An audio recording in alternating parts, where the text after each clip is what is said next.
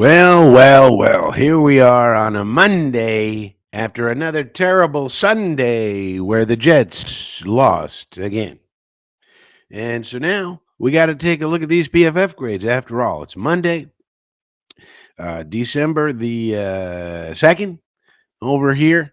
And so there's still one more game left to go in the week, the Monday night game. So these are not complete in terms of when we do the comparisons and so forth and so on. But it would be good to see how we did against Seattle and see what players are progressing well, what players are not. Now we're going to take a look at these PFF grades. That's part of the facts. There's three F's on this channel, I've decided.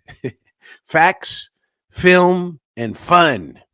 Did you know that 33% of Americans were born without a sense of humor? It's true. You tell a joke and they try to fact check you. So we got to feel sorry for those people, but we try to have fun on this channel. So if you're one of these people who don't have a sense of humor, this isn't the place for you. And as always, a reminder that we use the PFF grades as a way to determine what we're going to look at on film and things like that. The second F of the 3F channel. And it's not really a Bible. We don't take them as Bible. We just use them to help direct our studies. All right. With that being said, let's check out these grades from PFF right after this.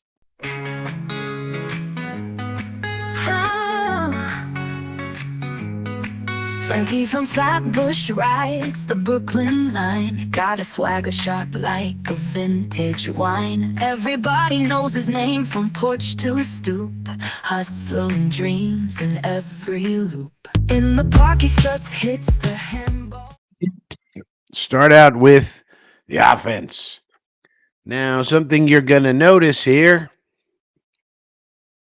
Make this bigger. Our offensive linemen are at the top of the list. Joe Tipman, number 1 on the offense, 76.7. John Simpson, number 2. Elijah Vera Tucker, number 3. So our top 3 people on offense are young offensive linemen that are all coming back next year. This is the interior of our offensive line. So this is good news, very good news. They continue to play well. Vera Tucker, look at his pass blocking. That's a big improvement. All right, and if we take away this penalty, his grade would have even been higher. Then we got Morgan Moses. And if you look at all these people, Yeboah only had 2 snaps, so you got to take him out of it. He only had 2 snaps over here. But look, all of our top people were the offensive linemen, Morgan Moses and Olu. Now, there's one missing, you'll notice, but Morgan Moses got injured in the game, and then Olu was the starting left tackle. So look at Olu. 66.5, but look at his pass blocking, an 80 grade. Run blocking could use a little improvement, but if you had to choose between these two things, you would want him to be better at the pass blocking, obviously. But you want him to be good at everything. So, Aaron Rodgers, meh, continues his meh season. Even Garrett Wilson was kind of meh. So the one that's of concern down here is Carter Warren. And as we saw with our eyes during the game, he was looking pretty bad. And so that's the one thing. We basically have our 4/5 of our line figured out. 1, 2, 3, 4. Olu's going to be the starting left tackle next year. And we just need a right tackle. So Morgan has been holding down the fort, but, he's got a lot of injuries. I would re-sign him to a backup role, and then we got to draft one. The problem is there isn't one worth taking as far as we think right now at the top of the first round. So might have to wait to the second round, and then if that's the case, is the kid going to be, starter quality? There's no Joe Alt in this draft. There's no Olu in this draft. There's no, as far as we think right now anyway. So that's going to be interesting. So we may have to go defense first, and then maybe we could pick up somebody in for agency. We'll have to check that out later. All right, so that's as far as the offense goes. What about the defense? Well, Sauce had his best game of the year by far, and then he got injured, of course. 44 snaps. They're saying the hamstring on Sauce Gardner, he's a maybe. He could come back this week, more than likely next week. Quincy Williams, Jamie Sherwood. Now, here's a guy who needs to get signed ASAP. We need to sign Jamie Sherwood for a long term contract. Eric Watts played well, so that's promising. Even Solly Thomas had a decent game, according to this. Here's Quinnen. We could use a little better than this, Quinnen. Missing too many tackles. Son Reddick's been basically invisible since he's been here for the most part, and these people all just played okay. Even though Will McDonald does not get a great grade, even though he had 2 sacks, 5 pressures, and that's the one thing he does do well. Overall, not so great. Run defense, not so great. Got to improve there. Stiggers got into the game and did not play too particularly well. Not a great game for DJ Reed either. Neither for Kinlaw or Taylor or Chuck Clark. So you expect ups and downs for the young kids like Leonard Taylor. Okay. Hopefully he's part of this next year. I don't see why not. But we hope he improves. All right. What do we see in the passing grades? Well, what you see is a lot of mediocrity here 53.8%. That is not very Rodgers like. 2 touchdowns, 1 interception, 2 big-time throws, 1 turnover-worthy play. Time to throw 2.77. So nothing too great here that we didn't see with our eyes. That was obvious to see. Now, what about the pass blocking? That's always important. Tyler Conklin got 100. Okay, good for Conk. Braylon Allen got 100. The best you can do is 100. Brees Hall got 100. Elijah Vera Tucker got 100. Olu got 100. Nice. That's what you want to see, Olu Fashanu. Joey Tips, 98.8. Very good. Then we start to slip a little bit. John Simpson, 96.4 is kind of average, but then you go below average with Moses and bad for Carter Warren. So that's no bueno for Carter Warren. It's looking like Carter Warren is not going to develop into at least a starting caliber player, as we were kind of hoping he might. He had an outside shot, 4th-round pick. He was injured coming into the league, came out of the University of Pittsburgh, and some of the scouts thought, this is a kid who could develop now. Sometimes it takes several years for these offensive linemen. Look at Chume Adoga, for example, is starting for the Cowboys now sometimes, and look at Mekhi Becton, moves over to guard, and now he's playing really well for the Eagles. So it depends on the coaching, depends on this, that, and the other thing. Boom, boom, boom. But as of right now, Carter Warren, no bueno. I'd rather put Max Mitchell in there, to be honest, if we had to choose one. So that's that. Now, we may be saying, well, we're all the way into the year. We're all these weeks in. Where do our players rank in the league? Are they really good, or are we kidding ourselves over here? Well, let's take a look at the guards. We got this tied for the 6th best guard in the whole NFL. His name is John Simpson. Needs an extension, I would say.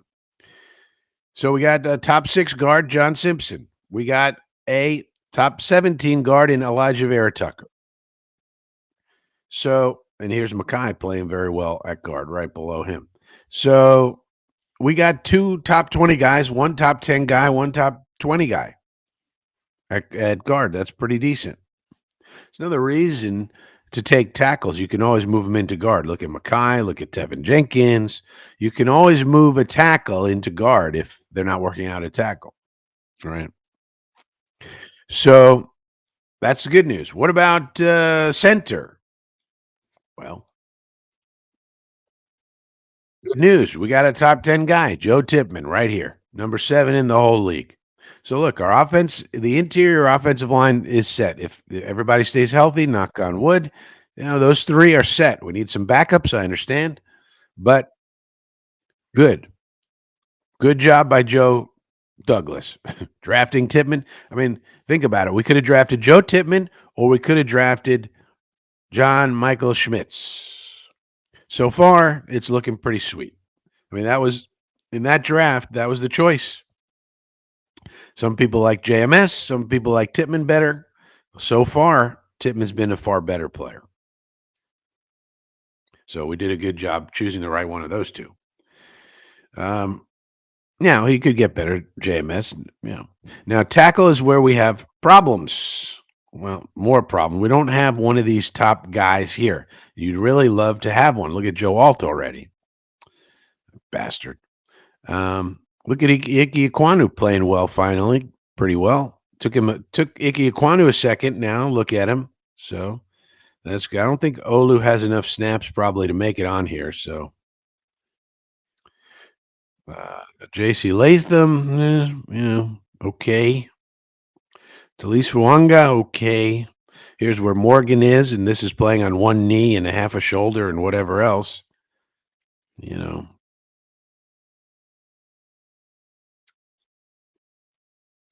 So this is where we got to improve. And Olu will come into this, right now.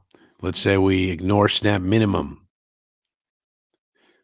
Did that do it automatically? And then we go tackles.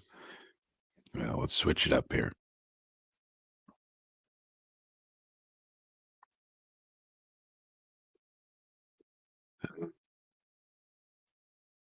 Okay, Jalen Moore came in.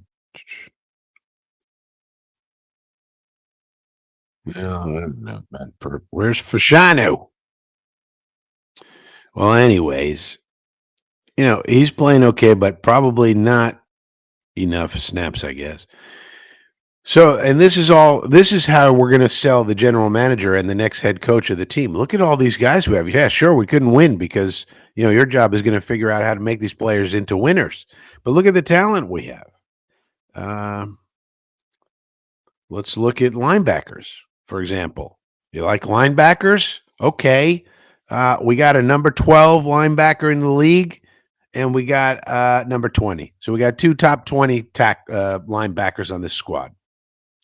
You like that as a head coach? Yeah, okay. We got it. Two Pro Bowl level linebackers on this team. Okay, we need improvement on safety. We understand. We should probably sign DJ Reed because why? He's the 14th best cornerback in the whole league. 14. Here he is. Look at Quinyon Mitchell. Nice job by the Rook. So I would be in favor of signing DJ Reed if he would be reasonable with his contract demands, which he probably won't be. But Sauce is all the way down here, 33rd, but we know he can play better, right? He just had one of his better games of the year. And what about interior defenders? What about Quinnen Williams?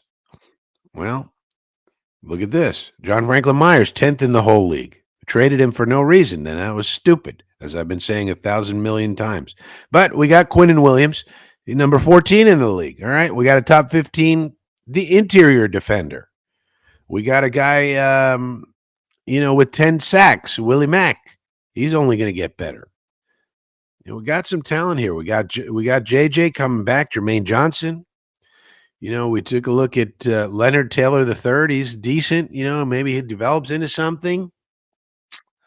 But yeah, I mean, now these edge defenders, I was looking at them earlier. I don't think they're classifying our people correctly because you don't see Spinny McWhinney over here with for some reason. I think they're categorizing him as like a linebacker or something.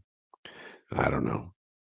He certainly has enough snaps, but for whatever reason, he's not on here.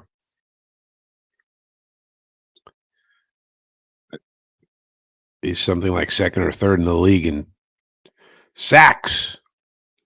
So there we are. That's the PFF grades after the Seattle game. Let me know what you think about all this in the comment section down below. If you're new here, subscribe to the channel. We're trying to get up to 500 subscribers. We'd like your help with that. And as always, I'll see you next time and stay frosty. Hey there, ever dreamt of coaching in the big leagues? Well, hold on to your playbooks because this might just be your chance. Are you a football coach looking for work? The New York Jets, headquartered in beautiful Florham Park, New Jersey, could be looking for you. Do you enjoy answering to a boss who answers to the bean counters in an organization? Do you enjoy being told, "We can't afford him," when you make personnel suggestions for the roster? Are you someone who can only win with elite talent at every position on the football field? Can you thrive in a high-pressure, high-stress environment where the owner of the team may decide to fire you 5 games into the season without consulting his general manager or anyone else about the decision? Do you enjoy interacting with dirty journalists out to write clickbait, nasty articles about you to further their own careers? Would you enjoy living in a high-tax, terrible weather, women with mononucleosis state where every radio station plays Bruce Springsteen songs 24 hours a day? Well, then this could be an employment opportunity of a lifetime. Apply today at NewYork, but really NewJerseyJets.com.